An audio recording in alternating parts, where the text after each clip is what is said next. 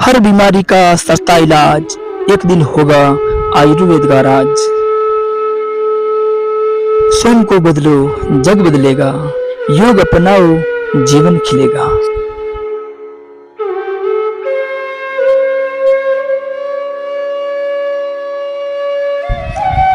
अगर आप इस चैनल पर नए हो तो इस चैनल को सब्सक्राइब कर दीजिए और बेल आइकन पर क्लिक कर दीजिए, ताकि जैसे ही मैं नया वीडियो अपलोड करूं तो उसका नोटिफिकेशन सबसे पहले आप तक पहुंच सके।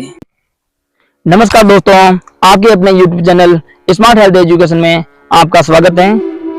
दोस्तों, आज मैं आपको एक ऐसे औषधीय पेड़ के बारे में बताऊंगा जो शायद आप जानते होंगे, और अगर नहीं जानते तो मैं आपको आज बताने वाला हूं।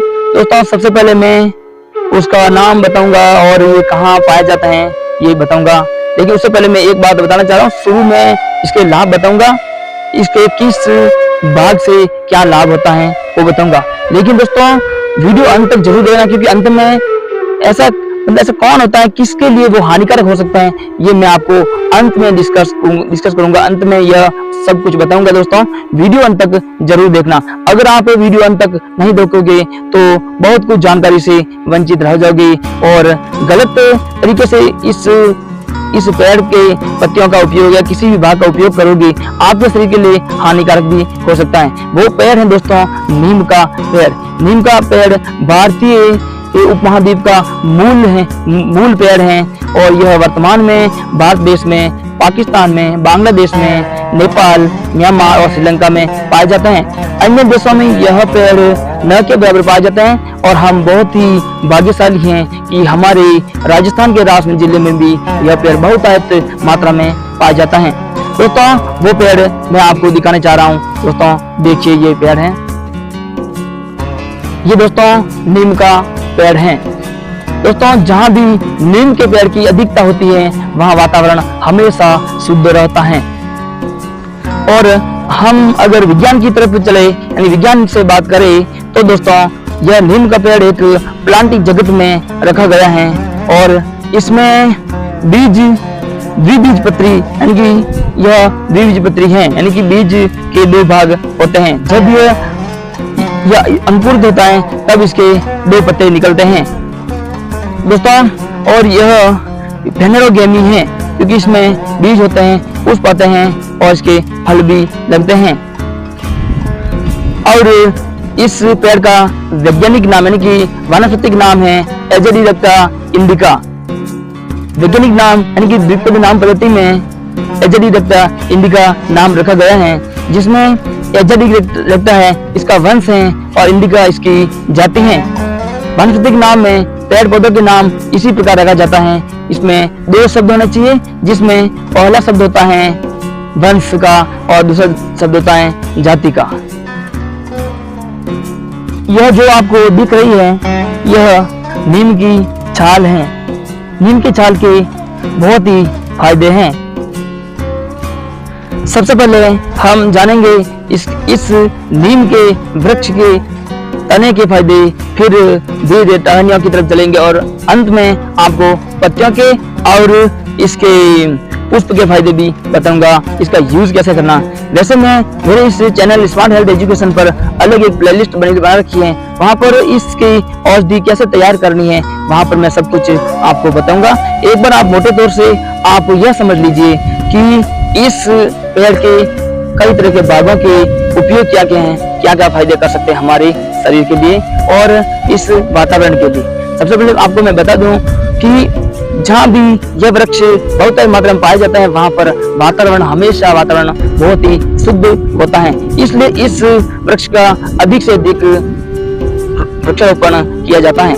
सबसे पहले मैं आपको तने के बाद संबंध में बताता हूँ। कोई भी व्यक्ति अगर मलेरिया रोग से ग्रसित है या फिर किसी भी तरह से बुखार है, बीमार होता है, यानी कि हमारे शरीर का तापमान बढ़ जाता है, तो सिर्फ आपको इस नीम के वृक्ष की छाल का चूर्ण बना लेना है। अच्छी तरह से सिलबट्टे पर इसको कूट पीस कर इसकी उबाली बना देनी है। उबाली बनाने का तरीका क्या है कि आप जितना भी पानी लेते हो उनमें से आधा पानी भाप बनकर उड़ जाना चाहिए। आधे से कम पानी अगर बच जाए तो वह उबाली आपके लिए बहुत ही हेल्पफुल होगी।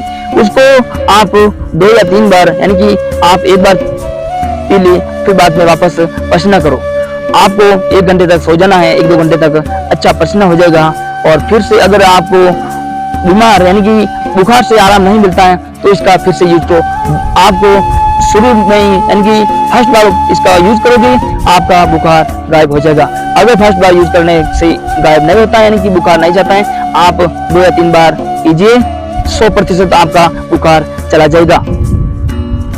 और नियमित रूप से इस वृक्ष के पत्तों का उपयोग करने से हमारे शरीर हमेशा व्यवस्थित रहता है और शरीर में कांति आती है, चमक आती है, चेहरे की झुर्रियां दूर चली जाती है।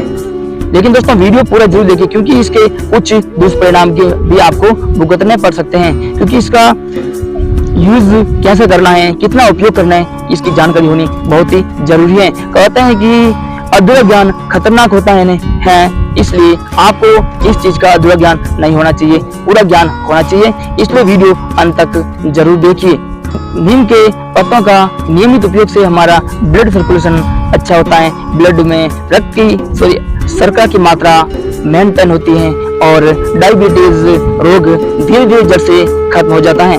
जो भी व्यक्ति अगर डायबिटीज से परेशान है, आप नियमित रूप से इसके पत्तों के रस का उपयोग कर सकते हैं। अब चलते हैं इसके पुष्प, यानी कि सर्दियों के मौसम में पुष्प का जूस पिया। इसके पुष्प को खिचड़ी कहते हैं, राजस्थान में खिचड़ी ही कहते हैं। इस खिचड़ी का जूस बनाकर आप सुबह के समय पी सकते हैं। और कोई भी व्यक्ति कील मुहासे से परेशान क्यों होता है? आप जानते होंगे कील मुहासे से परेशान क्यों होता है, क्योंकि उसके रक्त में शर्करा की मात्रा ज्यादा होती है और धीरे धीरे उसके रक्त से शर्करा शरीर से बाहर निकलने लगती है, इसलिए उसके शरीर पर कील मुहासे हो जाते हैं। और खाज खुजली भी कुछ रक्त में समस्या यानी रक्त में अशुद्धि के कारण ही होती है।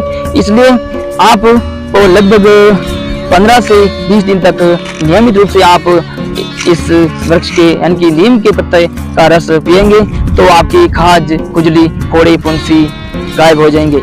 अगर आपको फिर भी फोड़े फुंसी यानी कि चेहरे की झुर्रियां फोड़े फुंसी गायब नहीं होते हैं तो आपको एलोवेरा जेल, नीम वृक्ष और उसमें मिलाना है आपको थोड़ा दही। इस तीनों चीजों को मिलाकर आप शाम को चेहरे पर लेप लगाकर सो जाना है। सुबह उठ कर देखोगे आपका चेहरा बहुत ही साफ दिखेगा और बहुत आराम दिखेगा आपको आपके कील मुहासों में। इसका यूज दोस्तों आप करके देखिए कि दोस्तों नीम वृक्ष के हर चीज का उपयोग करने में बहुत ही सावधानी बरतनी है, क्योंकि ज्यादा मात्रा में नीम के सेवन से हमारी आंखों की रोशनी कम हो सकती है।